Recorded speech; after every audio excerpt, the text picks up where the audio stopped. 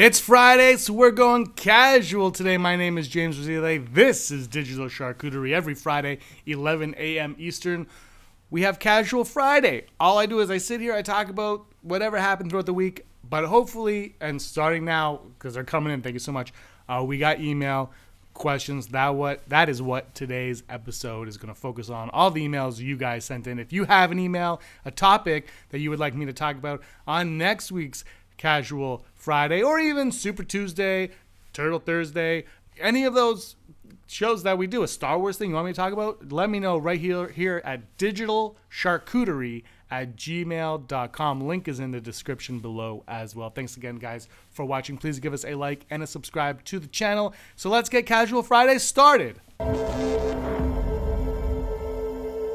It's Casual Friday. Like I said, off the top, James Rosile here. We got some emails from you guys and some comments down below asking some questions. So let's get this started. Our first email is from Joshua. Joshua says, "Hey James, big fan of the new channel, loving the new content." Thank you so much, Joshua. It means a lot. We're brand new, just been up for about a month. I was wondering what your most anticipated movies of 2018 are. Okay, where to begin? Obviously, if you guys, for those of you that know me from the Rebel Scum podcast YouTube channel, or on iTunes, you can subscribe there. Solo, a Star Wars story. I have dubbed it hashtag third best Star Wars film. That is probably my most anticipated movie of the year. Look, Infinity War is right up there. Gotta look forward to that. Ant-Man and the Wasp. I love the first Ant-Man, seeing where they go with that. Michael Pena was my favorite part of Ant-Man, though. I hope two things. I hope, first of all, they don't overuse him in it, and I hope that they kind of stay true to who he was. So those are my concerns with Ant-Man and the Wasp, but I'm very much looking forward to that. And I gotta say, earlier this week, the trailer for Ewan McGregor, Disney's Christopher Robin debuted. I think it was on Tuesday it came out. Wow. I saw Goodbye Chris. I love Winnie the Pooh, and I saw Goodbye Christopher Robin on the plane home from my trip, and I thought it was really good. And when I heard about this Christopher Robin movie, I actually didn't read what it was. I thought, okay, it's just exactly what I watched, but it's another studio's version of it. You know how they do that all the time, right? And that's just what I thought it was. So I'm like, reluctantly, I said, okay, I'll watch this trailer. And wow. It was not what I expected whatsoever. That is Winnie the Pooh. Jim Cummings, Winnie the Pooh. I was like, that is so awesome. It is Ted for children. That is what Winnie the Pooh, that's what Christopher Robin is Ted for children. Chris, if you don't know, it looks like Christopher Robin, has moved on from his childhood with his imaginary friends of the 100-acre woods. And now he has a job and his life is very stressful. And I guess through that stress, his imaginary friends come back to life. If you have not seen Heart and Souls, I think I mentioned this last week. Heart and Souls is the same type of thing. You got Robert Downey Jr. and his whole life he's been kind of haunted by these spirits, and when he was a boy, and then he goes to a shrink, and the psychiatrist is like, no, and he kind of vanquishes these spirits, and they come back. I'll do a full review of Heart and Souls on the channel, I think, because I love that movie. It is. I think it's little known and underrated. It might not be underrated. I think it actually has a fairly good rating, but I love that movie. It is excellent. I'll do a review of that one. So thanks, Joshua, for your email. Moving on to Marshawn. Marshawn says, bro, loving the movie stuff and the odd Star Wars video. Curious what your all-time most favorite superhero movie is. Thanks. Well, thank you so much for the email and watching and being a part of the show, Marshawn. My all-time favorite superhero movie. This is a loaded question. There are a lot of good ones. I'm not in the, okay, for Marvel, if I break everything down, Marvel, I have to go Guardians of the Galaxy, Winter Soldier, Guardians of the Galaxy, Winter Soldier 1, 2. Iron Man 1 is somewhere high up there. I would have Ant-Man and Black Panther a notch above Doctor Strange. For DC, I love Man of Steel. Man of Steel might be my favorite comic book superhero movie of all time. I know a lot of people. I know Josh from the Den of Nerds calls it like an Elseworld movie, and that's what I think part of the problem is that's what it is. It was very much in the vein of like The Dark Knight and how The Dark Knight doesn't fit into a cinematic universe. Man of Steel doesn't really fit into a cinematic universe as well, but they decided to give it a go. They're like, hey, this is what we're doing. he's an alien, and they treated it like an alien invasion movie, which I thought was excellent. I love the movie. I love the way they took the direction of it. I love the cinematography of it. I love Henry Cavill as Superman. I think he's fantastic. I think he's gotten a bad rap. I think I think he needs, if he had more Superman reflecting material, I think you would see that he could be the ultimate Superman, but he hasn't had that yet. So that's why I would put Man of Steel probably above everything, but enjoyment level, Thor Ragnarok obviously is there.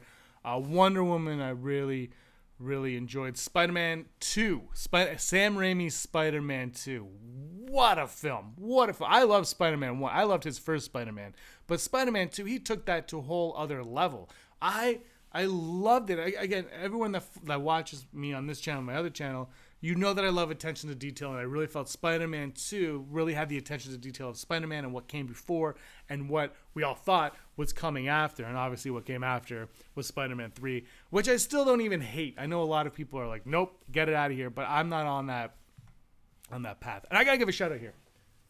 This is Robin Hood's Eon Edge. This is done by Joshua Lucas and many others. You can see their names there. I don't know them all, so I can only give Joshua a shout out. This is Robin Hood Eon Edge from the Den of Nerds. I'll try to get a link in the description below. Got to get a copy of this. Look, the story of Robin Hood is a great story, obviously, and this takes place in the future, and the way they've twisted the tale is like genuinely, and I'm not just saying this because I'm friends with Josh, because I bought this on Kickstarter. It was a Kickstarter project, so I pledged to it, and I had only known Josh for a little while at that point, so it was something that I saw what he was doing, and I really believed in it, and I read it, and he sent me an early copy online, and he said, let me know what you think. And I read it, and it reminded me of my friend Brock, who I do Rebel Scum with. He sends me comics. He sent me Saga. This one, Trillium. If you have not read Trillium is probably my favorite comic book ever. It is so good, and he sends me these comics that if you're not into comics, you might not be so aware of them. So he sent them to me, and reading this reminded me of those. It was so well, world building was so grand, and the writing is excellent. The artwork in it is phenomenal, and so I read this on my iPad, just and I was done, and it ended, and it ends in a satisfying way, but in a cliffhanger way. And like I said, check out the link in the comment in the description below. I'm gonna put it there because it is a great book. I want to see the next one, so I need you guys to buy it so we could do a next one. I gotta get my hands on a T-shirt. I'm not sure if he's kickstarting it or Indiegogoing it, or if you can just buy it on his website, but the link will be down there below. Like I said, it's something worth checking out. There was word of a futuristic Robin Hood happening a few years ago. I don't know if that's still the case anymore, but this Robin Hood Eon's Edge is the one that I would like to see made into a movie, because it is very nice. But anyway, yeah, so superhero movies. We're X2, X-Men 2, X-Men United, whatever they ended up calling it. I saw that in the theater with a bunch of friends, and the people behind me, one of them had never seen the original X-Men, so it was one of those movie-going experiences where you're sitting there and they're like, in the first one, this happened, and you're like, oh, come on. So there was that. But X2 was, when I saw X-Men 1, I was working part-time. I wasn't in college yet. X2, I was in college, and so I wasn't there yet. And I went with a bunch of friends, and I liked it. And I remember my friends were all very much disappointed in the movie, like very disappointed, but they all had the hope that part 2 would be excellent. And when X-Men 2 came out, I was no longer friends with them, so I don't know what they thought of it. But I think it was almost impossible not to like X2 at the time. Whether or not it holds up, I've heard varying opinions on whether or not it holds up, and that's not important to me when I'm talking here. It's the moment that I saw it. I absolutely love it. Logan, when I did my top 10, spoiler alert, I forgot Logan came out last year. I did. So it should have been in my top 10. It's not. It's such a good movie.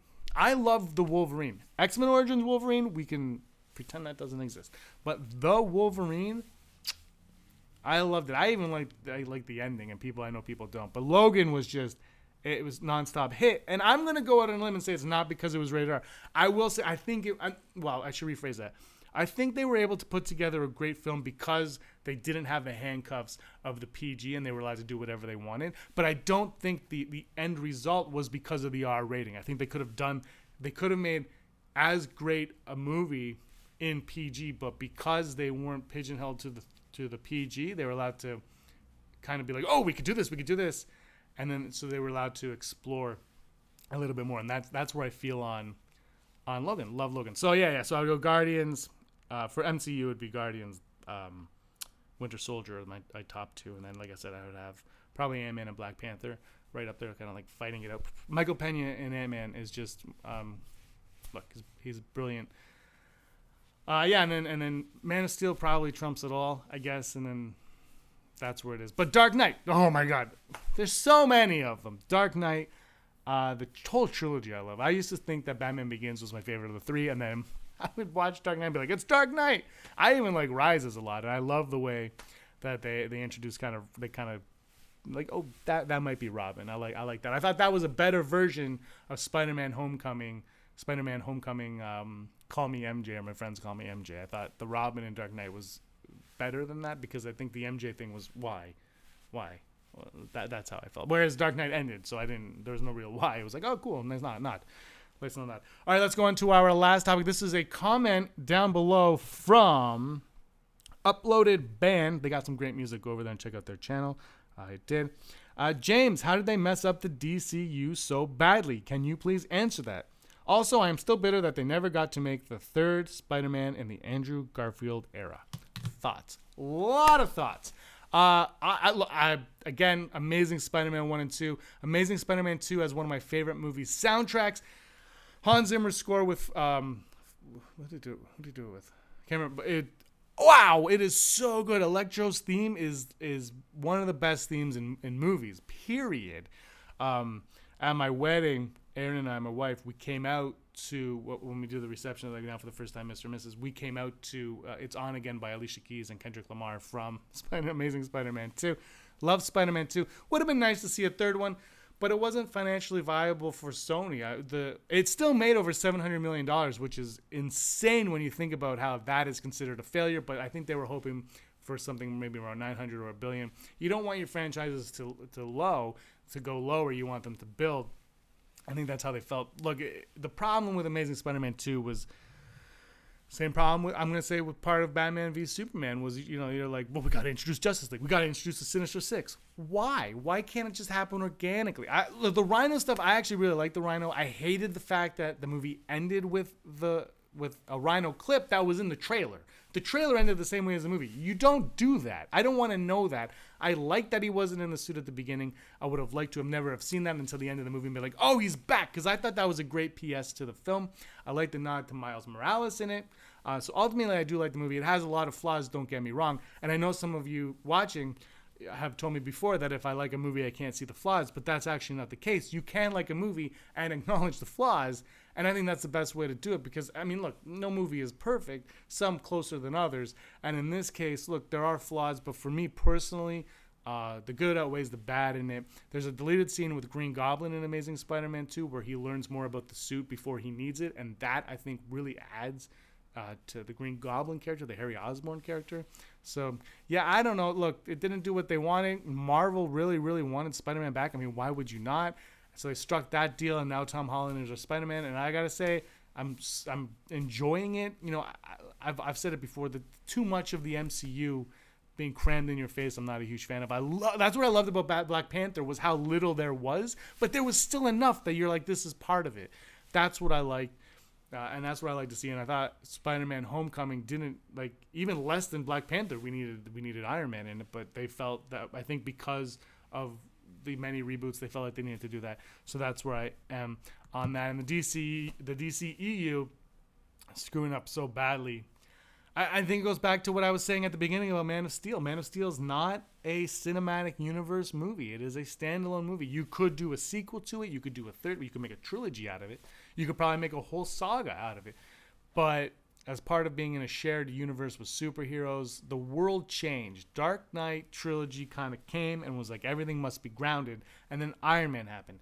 And if you remember Iron Man, Jon Favreau, the director of Iron Man, said in an interview, he's like, we can't have the Mandarin in this because we're trying to be grounded in reality, and the Mandarin is a little too exotic and mystic and whatnot. And at the time, even Marvel was like, everything's got to be grounded in reality, because that's what the Dark Knight taught us. People went to go see the Dark Knight, which is severely grounded in reality. So we've got that aspect now. But then you get Thor, and you're like, Thor is the god of thunder, and people went and they saw it. And then they have Captain America. Yeah, he has a serum and he gets super strong. Oh, and people went to go see it. And the Hulk, people kind of saw it, but the Hulk was the Hulk. And then Marvel kind of was like, oh yeah, here's the Avengers, where all those pieces are going to come together, and the villain is, aliens from space. Oh, okay.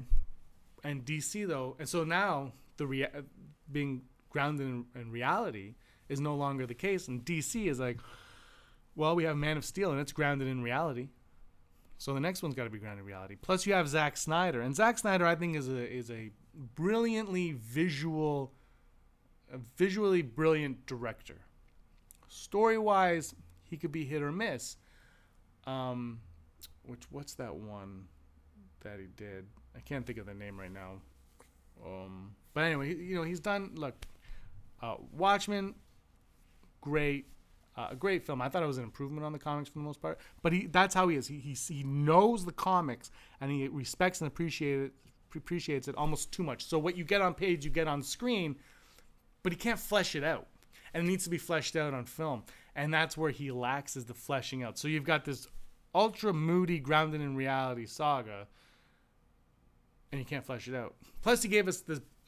The other thing too is I had no problem with Superman killing Zod, because if you're not going to have kryptonite in your movie, Superman needs a weakness. And for me, Superman's weakness has always been mankind. It's mankind is Superman's weakness. That is Superman's kryptonite when there's no kryptonite. Zod was going to kill mankind. His only answer to this was to kill Zod, was to off Zod. And so he did that. He didn't kill a human being who he swears to protect. He killed an alien. And Christopher Nolan thought this was a problem, and a lot of people think it's a problem. A lot of fans thought it was a problem. But what's done is done. And this is what else. So what's done is done. So you don't have to like it in Man of Steel. And I'm not, I said I didn't mind it. But when it did happen, my first thought was Superman doesn't kill. But when I thought back, I'm like, okay, it makes sense. That being said, if you're making a sequel or another movie in this shared universe, and you know that your lead hero killed somebody, and that created an uproar. There were two uproars, The Killing and Metropolis. Okay, we're going to retcon the Metropolis thing, and we're going to make this whole movie about that. And that's why Batman hates Superman, and why he wants to fight him and end him, because he thinks he's a threat, because that can happen all the time. Great. But then you take Batman, who in Christopher Nolan's trilogy flat out says to Catwoman, no killing, and you have him branding people and shooting around. And that might be justified in that Robin's been killed, as we know, and he's had this horrible past, and there's been Penguins and maybe Red Hood and all this other stuff. But the audience doesn't care. Because the audience has not lived through that. We haven't seen the evolution of this Batman. We are just getting this one Batman, and you're giving it to us after we just had a problem with Superman. That's not what we want to see. We want to see Batman be our Batman. We need our Batman right now, because we don't have. If you tell me that this is a sequel to Christopher Nolan's trilogy, I still can't accept him doing what he's doing, because he says in that trilogy he can't. So this is a new Batman altogether, and he's doing things that the audience is not ready to see. And then look at Wonder Woman. Wonder Woman did so well. And what did Wonder Woman succeed at? Just being Wonder Woman. It didn't try hard. I'm not saying the movie there was no effort put into the movie. I'm just saying it was fluid, and it knew what it was, and it knew how to successfully be what it was, and that was the end game of that. And so the DC, and so now Aquaman's coming. It's going to be a mix of horror and this. And is that what people want out of Aquaman? I haven't seen any footage. I can't comment on it. Momoa I thought was really good in Justice League. Justice League tanked because it's not. It's a weird thing, because I think, honestly, Batman and Superman are turning people off from the Justice League. That's what I think. Wonder Woman, they're going to come back for Wonder Woman 2. People loved Wonder Woman. Why wouldn't they want to see Wonder Woman 2? But why wouldn't they want to see Wonder Woman in the Justice League?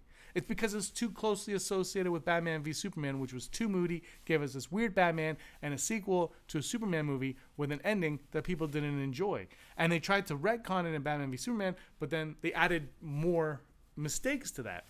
And that's where I think the DCEU has really gone wrong, is they've pissed people off. And then it's like when you think that they're gaining momentum with Wonder Woman, they take 5 steps back with Justice League because they remind you of all the things you didn't like about Batman v Superman. I think the mistake was they did Wonder Woman, huge success, and then Justice League comes out 5 months later. Why? It should have come out now. This is when it should be coming out. Sure, it has to go up against Infinity War, but who cares?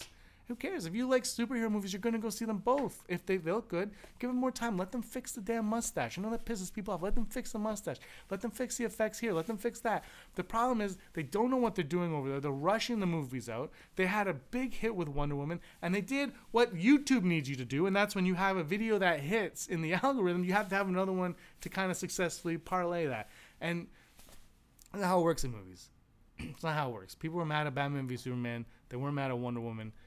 But Justice League looked like a sequel to Batman v Superman. It was a sequel to Batman v Superman. Wonder Woman doesn't really matter in that. It doesn't. I can't explain why people went to Wonder Woman. The trailers look great. It looks like Patty Jenkins did a great job, but visually it kind of looks like a Zack Snyder film. The story's by Zack Snyder. So I don't know. That's what I think, though. I think, they gave us the 2 most iconic superheroes of all time and altered them in a way that movie-going audiences weren't prepared for because of the success of the MCU and how the MCU had a talking raccoon. A talking raccoon is hugely successful, and you've got to be grounded in this dark, moody reality. So that's it. Anyway, guys, this is Casual Friday here on Digital Charcuterie. Thank you so much, everyone, for sending in your emails and your comments and all of that. I can't wait to do this again next week. Keep them coming. Really, really appreciate it. My name is James Razile. This is Digital Charcuterie, Casual Friday. Please give us a like and a subscribe. It really helps us out, really helps the channel out. Until next Friday, ciao for now.